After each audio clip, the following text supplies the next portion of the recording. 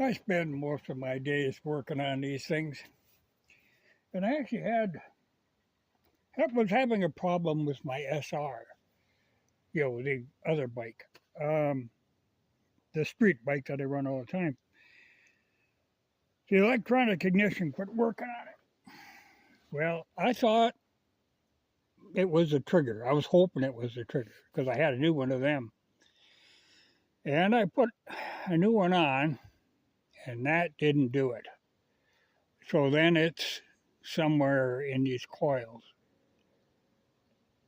And I suspect this might be the one that is the ignition one. The rest are charging system, but I'm guessing on that. Well, these are no longer available. Remember this is '78, and they changed a lot after that. So the part number on the '78 is a 2J2, and that is not available. But after a lot of searching, I did find one in Norway. A guy had a new old stock, not of the 2J2 part number, but of a number that replaced that later. And I was able to get that for 4,000 kroner, which is really, 400 bucks. But I think it's the last one in the world available. Now, there is a guy who rebuilds these that will rewind all these coils. But I don't know. Like these, they come coated to keep the moisture out. Now, the pictures I've seen of his rebuilds, it's just the bare wires there. There isn't a coating on them. I don't know. It's in a sealed compartment. And, in theory, this should be fine. But, this one has lasted since '78. Will the one that's not sealed last? Anyway, I got the new one in there. It wasn't exactly the same. There were slight differences. Like this thing, which I think is the part that actually is the ignition, was off to the side a little more. But has no effect on it. I put a couple 100 miles on the bike since then, since I replaced it. And the one thing it doesn't, like this one, it has slotted holes where the screws that hold it on go so that you can adjust the timing. Now, there ain't a lot of adjustment you can do because this only allows you maybe an eighth of an inch, but, it was something. But I, for some reason, on the replacement model, they eliminated those slotted screw holes. I could probably modify that if I have to, but the timing really, it should never change, So I'm hoping that one will hold up as long as this one did. Because, like I say, it's old and I got a couple 100,000 on that bike, so okay. I guess if something's going to go out, it can go out. Like that. That's the motor I was working on before that I have converted to points. And it's funny, I always have to laugh when people say, oh, first thing they want to do with like an XT, convert it to electronic ignition and 12 volt. More reliable. No, it isn't. It is not more reliable. But people always think that. If your electronic ignition goes out, you are just plain screwed. If you're on the road someplace, a point ignition I can always get going. I much prefer points. But like I say, on my street bike, I run the electronic, but I'm always leery about it. And the funny thing on stuff like that, electronic stuff, it doesn't fail when you're driving. It will fail when you shut it off, there must be like a surge or something that will kill them, and that's usually when it happens. You know, it works fine. You shut it off. You go to start, it doesn't start. Well, that's why. There's some kind of surge hit the electronics, and it just fried it. Ford Edition, you don't have that problem. My XT, you know, that's 0.6 volt, and I put a couple hundred miles on that, just running back roads and stuff. I'm going to make a change to that. You know, I have a conventional throttle, and I am going to go to one of the Mikuni Oz quick turn throttles. Now, to me, that isn't exactly right for a dirt bike, but I'm not really using this as a dirt bike. I'm using it bombing down back roads is where it's really great, where it just excels, you know, fast on back roads. And I think this will work fine, but part of the reasoning I want to do it is then it will be consistent with all my other bikes. It's nice to have things that work exactly the same across the whole gauntlet of bikes. Because this one's got, my SR's got, I got to put one on this one just to be consistent. Then everything's the same. Choke location is the same. Petcock location is the same. Everything you need to do, switches and all that, it's all in the same place on every bike. So going from one to the other makes no difference. You don't have to adjust for that. Like you do on bikes, you know, like where you got some bikes that have got a right-hand shift. Well, it takes a little adjusting. I mean, you can do it, but it takes a little adjustment. And in a panic situation, it usually doesn't end well. People tend to slam the gear shift down, taking a hit in the brake. You know, it's whatever you're used to, but it's nice if you can be consistent. Now this one I am going to switch that throttle in. I'm probably going to put turn signals on it, only because I have them kicking around, you know, and it might be okay to have. That one is not going to have turn signals on. That one is going to be stripped down as bare as it can be. You know, that's highly modified anyway. But I've had that one running. You know, that's that TT motor I was working on. I put a few miles just up and down the road out here on it. Mostly sorting out, you know, because part of the reason this TT motor's in there is to sort out the chassis.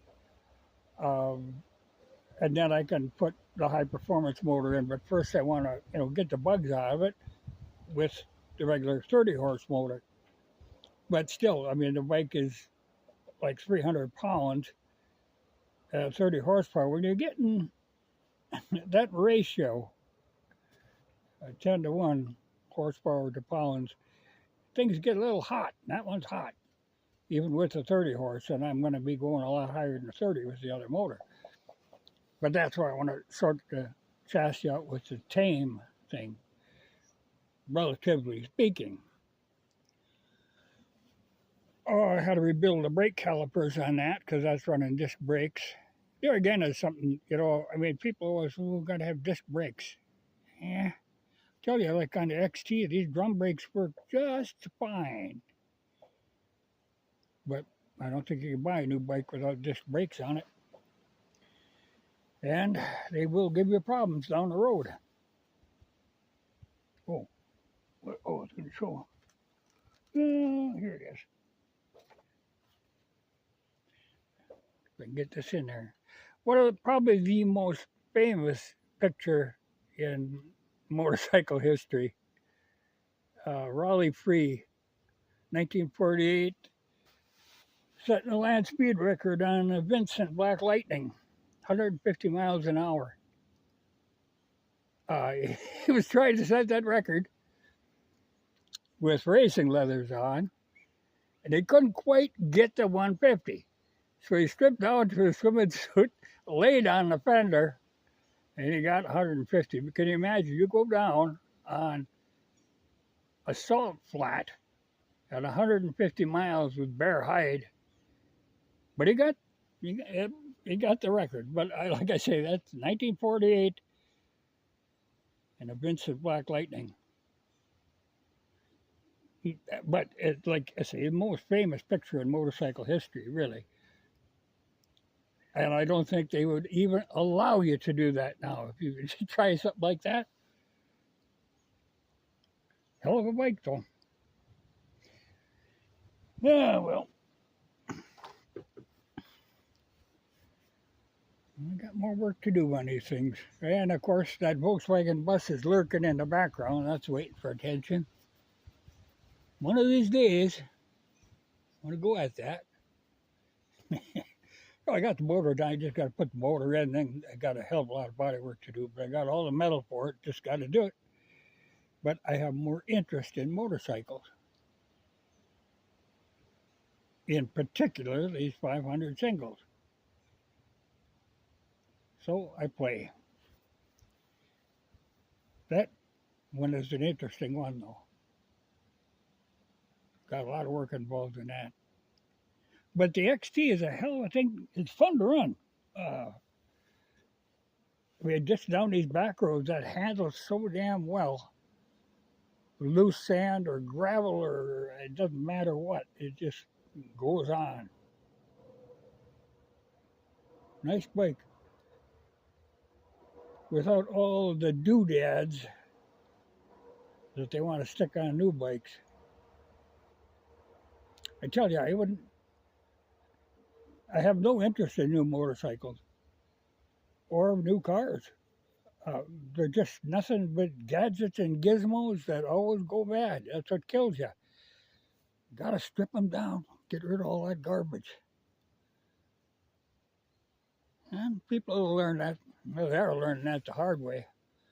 People with new cars, they struggle. That one is a fun bike to run. You know, that's, again, another 78. It was an SR originally, and I've completely modified it. The only thing, I put new shocks on it, and the new shocks, I'm hoping that they loosen up some, because it's got a real stiff rear suspension. Well, part of the problem is that this bike is a lot lighter than it originally was. And that's throwing off the whole spring rate. What I might do is take these new shocks off of this and swap them with the ones on my street SR that are old. I could break these in on the street SR. And them old ones might be, the springs might have enough sag in to compensate, because these are rough riding little thing. Or I could find, you know, different spring rates. But I think a used shock absorber would be the way to go, because they are stiff. Front is good. Still plenty stiff because the bike is light, you know, and normally in that many years the front end of the springs would start weakening, but when I remove that much weight, it doesn't feel, it's plenty stiff. But I've got air caps on it, you know, I put them on, they're actually off of Husqvarna, with the thought that I might need a stiffer front suspension, but I don't. She's plenty damn stiff.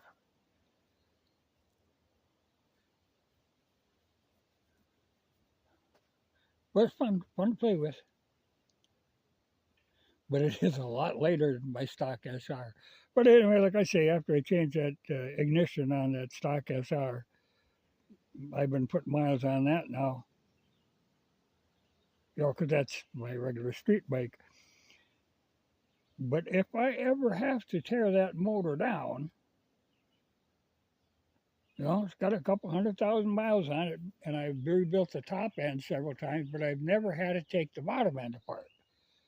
I mean, they're massively overbuilt. The crank bearings and stuff are huge on them. So they just run and run. But if I ever take that down for any reason, I'm going to remachine them cases so that I can run a point setup like I did on my other, on the motor that will be going into this. It was an electronic ignition SR motor, and I modified it to take a point ignition because damn, I really prefer points. I do not have a lot of faith electronic stuff. I've worked on too much of that stuff. Like I say, I kind of groan when people say, I'm going to switch my points out. First thing they want to do is switch points out for electronic ignition and spend, $500 to $700 to do it. And that can fry for no reason.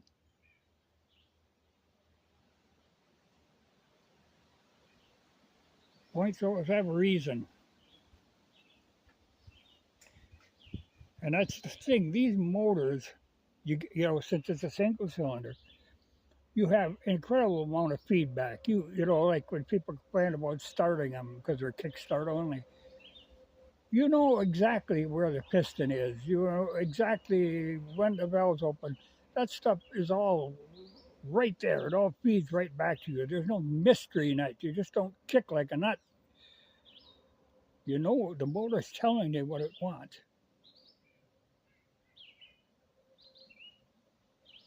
I say I have no interest in new motorcycles. None at all.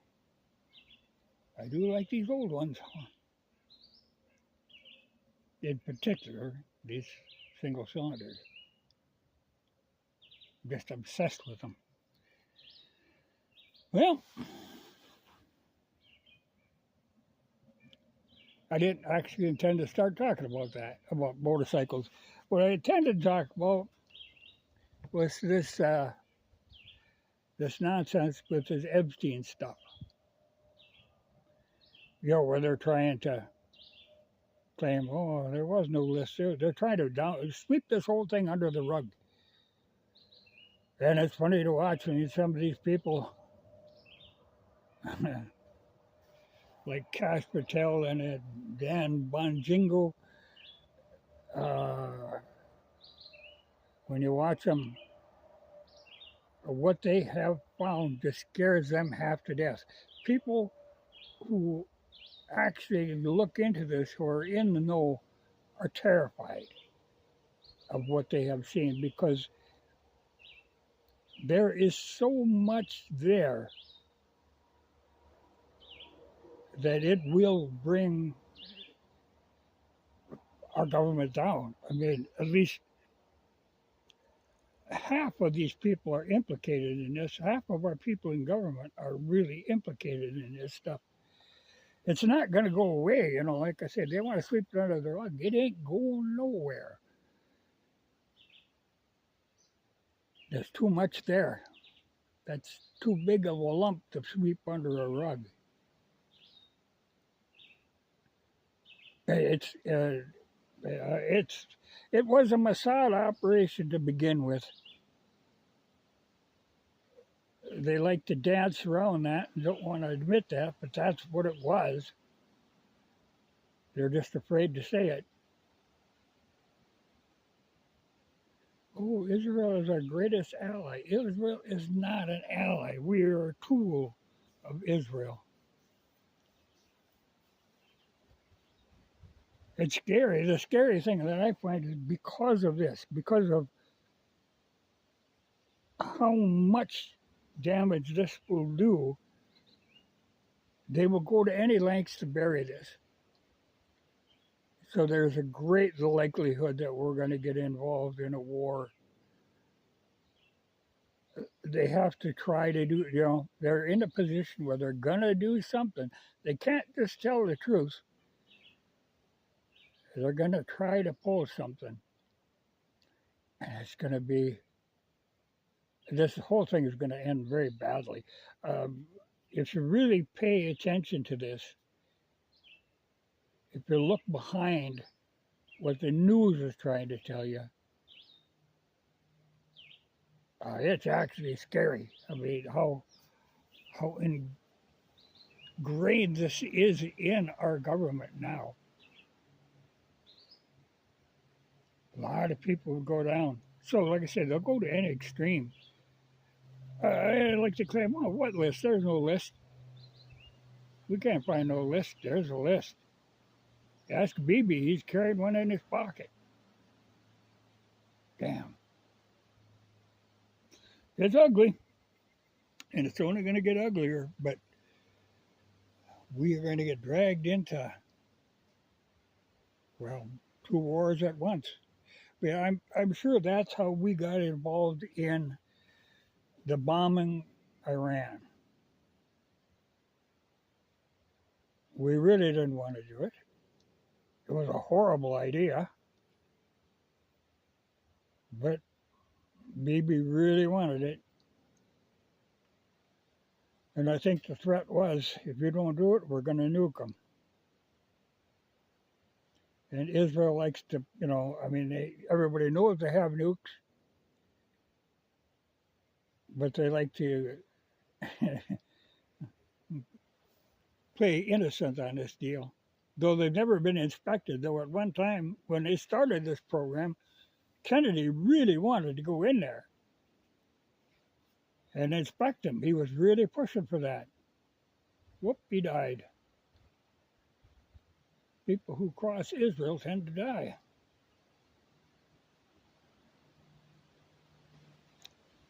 Damn. We have a very corrupt government.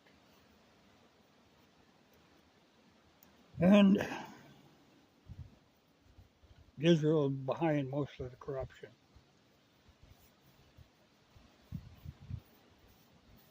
But you're not supposed to say that. Though everybody knows it.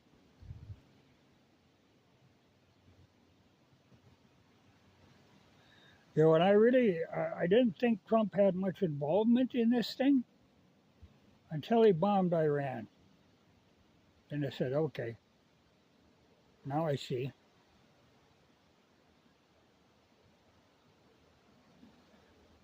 He's there. I mean, he's involved, but Jesus. They would, half of our government, at least half of our government, is complicit in this.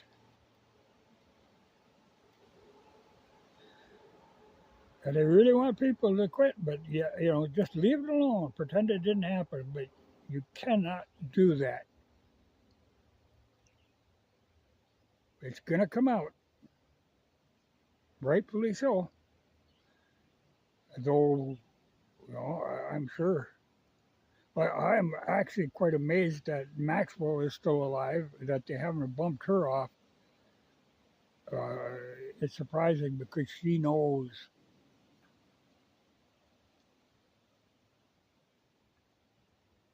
But ask our greatest ally. They know. Like I say, they were behind it. It's what they do.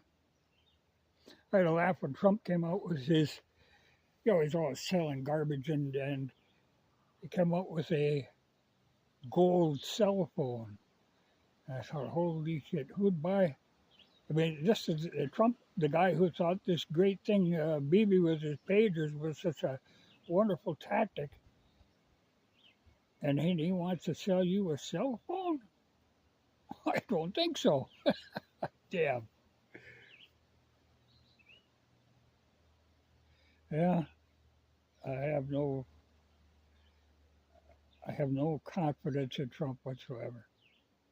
A lot of people don't. He talked a good story, but this really put the nail in the coffin for him. I mean, people aren't going to let this go. This is just too big, but it's so big. I mean, it's just incredibly big. People really have no comprehension of how big this is. It's going to get ugly.